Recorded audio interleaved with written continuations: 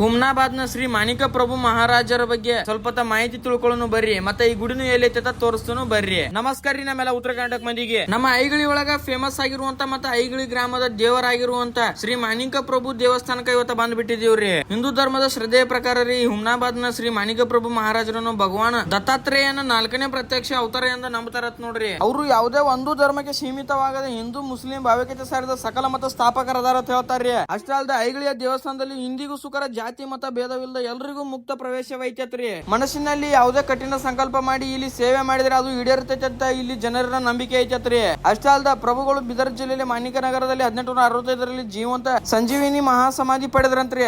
ಆದ್ರ ಭಕ್ತರ ಕರೆಗೆ ಒಗ್ಗೂಟ್ಟು ಅವರು ಇಂದಿಗೂ ಐಗಳಿ ಸೇರಿದಂತೆ ಹಲವಾರು ಜಾಗಗಳಲ್ಲಿ ಭಕ್ತರನ್ನು ಕಾಯ್ತಾರೆ ಎಂಬ ಆಧ್ಯಾತ್ಮಿಕ ರಹಸ್ಯವೈತೈತ್ ನೋಡ್ರಿ. ಅಷ್ಟೇ ಅಲ್ಲದ ದೇವಸ್ಥಾನದ ಗರ್ಭಗುಡಿಯ ಸುತ್ತಮುತ್ತ ಭಕ್ತರಿಗೆ ಅಪಾರವಾದ ಶಾಂತಿ ಮತ್ತು ಧನಾತ್ಮಕ ಶಕ್ತಿ ಅನುಭವಕ್ಕೆ ಬರುತ್ತದೆ ಅಂತ ಹೇಳ್ತಾರ್ರಿ. ಈ ವಿಡಿಯೋ ಒಳಗ ಮಾತಾಡುವಾಗ ಏನಾದ್ರು ತಪ್ಪಾಗಿದ್ರೆ ಕ್ಷಮೆ ಇರಲ್ರಿ. ಮತ್ತೆ ಈ ವಿಡಿಯೋ ಹೆಂಗ ಐತೆ ಕಾಮೆಂಟ್ ಮಾಡ್ರಿ. ಐಗಳಿ ಅವ್ರ ಯಾರೇ ಈ ವಿಡಿಯೋ ನೋಡ್ಲಾಕತ್ತಿದ್ರ ಅಂದ್ರ ದೇವ್ರ ಗುಡಿಯ ಹೆಸರನ್ನ ಕಾಮೆಂಟ್ ಮಾಡೋದು ಮಾತ್ರ ಒಟ್ಟ ಮರಿಲಾಕ್ ಹೋಗ್ಬೇಡ್ರಿ. ಹಂಗ ನಮ್ಮ ಐಡಿ ಫಾಲೋ ಮಾಡ್ಕೋರಿ. ಇನ್ ಮುಂದೆ ಇಂತ ವಿಡಿಯೋಗಳನ್ನ ಆಗಾಗ ತರ್ತಾ ಇರ್ತೇನ್ರಿ.